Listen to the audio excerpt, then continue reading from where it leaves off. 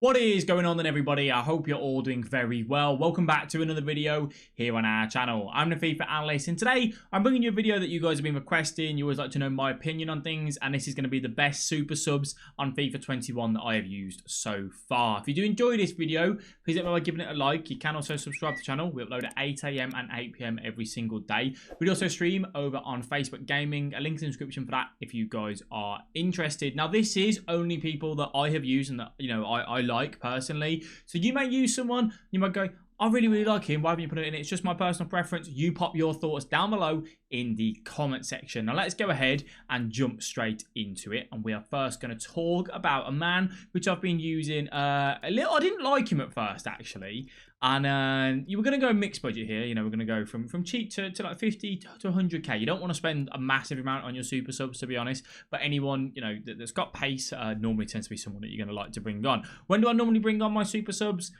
I normally make changes about the 60th, 70th minute in a game that's very tight, and are definitely going into extra time if you haven't already. So make sure that you do use super subs because they can change the outcome of the game. The first one we've got is going to be Alan St. Maximin. Why do I like him? 5-star skill moves, 4-star weak foot, but mainly the pace. Bringing him on out on the wing, he's so easy just to get past players, especially, you know, in the 80th minute when the fullback's got no stamina. You know, he's been up and down the pitch all the time. Bringing Maximin on makes it so hard for them to deal with. If you're a skiller as well, he's an absolute joy to use. Now, his finishing isn't the greatest, so this can be a letdown on this card. If he does get in one-on-one, you probably want someone else on the end of that thing, but definitely a card that you guys can use should you wish to. Now, I'm not going to say should you wish to every single time. I said that in one of the videos the other day, and I saw the comment section. Yeah, I did.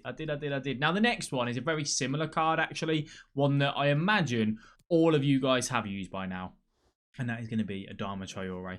He is, right, he's so, like, unique in a sense. I've got something in my eye. His 4-star skill moves, and he's so unique because no one should ever use this card because he's got 2-star weak foot. And he's got terrible shooting. But the reason why he's good to bring on is he's got pure pace and he's got 86 strength. He is by far one of the most pain for the defenders to bring on. When someone brings on Adama Traore, I bring on Alonso Davies, the left back, to kind of deal with him because he's just he can change the game so much. Everything else about this card really sucks. He can't pass, he can't shoot. He can't really do too much. He can run in a straight line and he can beat a man really well. So that's what you want to use him for, but he can do a job. Now, to a card that I've enjoyed a lot this year, it's a little bit more technical, ticks all the boxes, and that is going to be Quincy Promise. Really cheap. He's 82 rated. He's got 89 pace, 80 shooting, 71 physical. 5-star skill moves, 4-star weak foot. Makes him a very good card to use and really enjoyable. Actually, one of my favourite cards this year in terms of cheap, low rated, and he does the job fantastic. I enjoyed him so much at the start of the game. That's why I like it's a bit, you know, disappointing at times that we move on from these cards so quick. You know, this is such a low rated card that you can pick up for cheap that can do a brilliant job to come on in your FUT Champs weekend and do absolute bits. So I highly recommend picking him up if you haven't already. Now, moving on to someone that costs a little bit more for a super sub, let's say, and that is going to be Dembele. We will get into some centre mids in a minute as well, by the way. Dembele does cost you a little bit more. The reason why this guy's good is because the 5-star skill moves, the 5-star weak foot, he's got pace. Shooting wise, he can let you down sometimes with 75 finishing, but as a whole, really good card to bring on.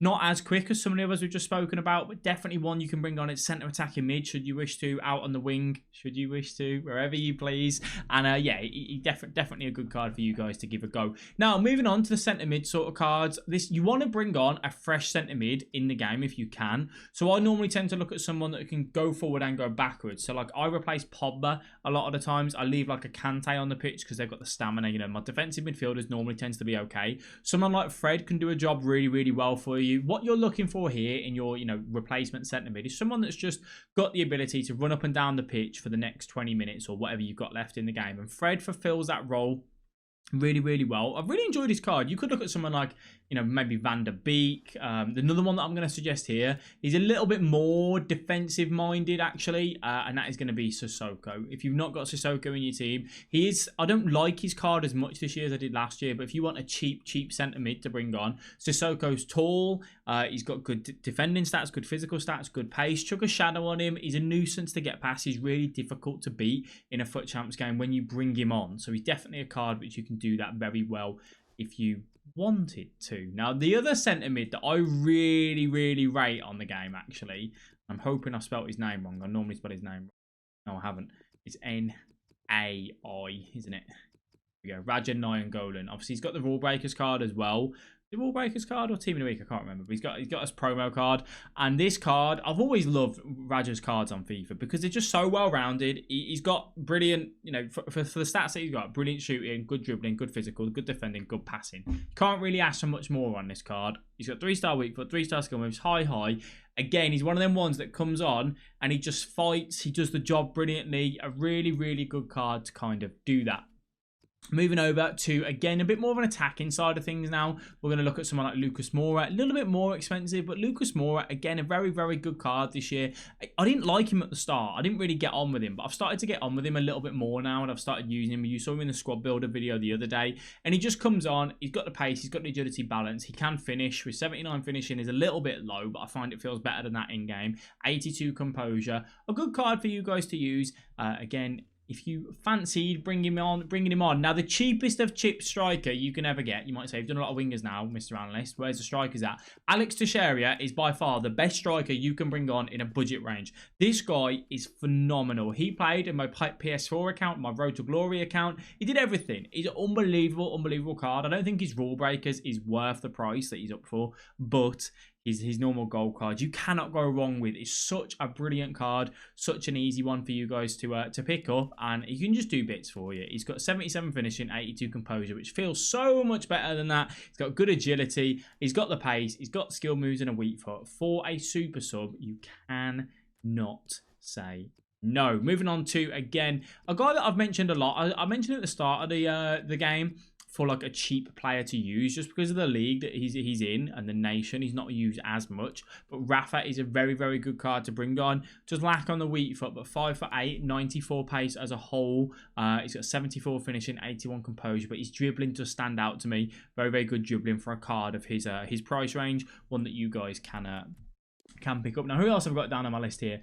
This one, actually, you guys would have seen this a lot last year. You don't see it as much this year, but he certainly does a job for me. I've got him as a red pick, I think. Is it? No, it's not on this account. It's on the Xbox account. And this guy, it's in for Morsic. He's high, 5'10", 3-star skill moves, 4-star weak foot. Very, very quick. Got really good shooting as well, with 83 finishing, 82 composure, and 86 shot power. This guy's, you know, a little bit more because he's an inform, but he's still a very, very cheap, good alternative should you wish to pick him up. He's a fantastic card. Now, you might say these are all attackers and midfielders. What else do I need to do? Now, you can look at bringing on fullbacks. As I spoke about it, this is a very expensive fullback to bring on. I bring on Alonso Davies as my super sub on my PlayStation 4 account for the fullback position to basically just deal with people like Adama Traore. Do not sleep on doing this. You can do this and it can certainly help. As other options, you could look at maybe like Wan-Bissaka, a more all-rounded sort of fullback, to be honest with you, is someone like Atal, who works really, really well. He's got good stats all round. He just needs to get an inform, to be honest with you. But Atal's a really good card. If you wanted to bring on at fullback and offer you a little bit more, you could do. I don't normally tend to bring on any centre-backs, if I'm honest. I leave them as they are. I don't tend to change my striker too much because of the accounts that we have. We have very good strikers, but I definitely change the wingers and one centre mid as well, and then a fullback. It depends on what the opponent does based on the game that we're in. And those are the ones that I use. They can help you. Honestly, do not sleep on a super sub. They can change your game. They can change your weekend league massively and help you get to that next rank. So give them a go, pick up some of these cards. Let me know who you would use down in the comment section below. I want to thank you all very much for watching. If you enjoyed it, if it helped, give it a big thumbs up. And I'll catch all of you guys in the next video.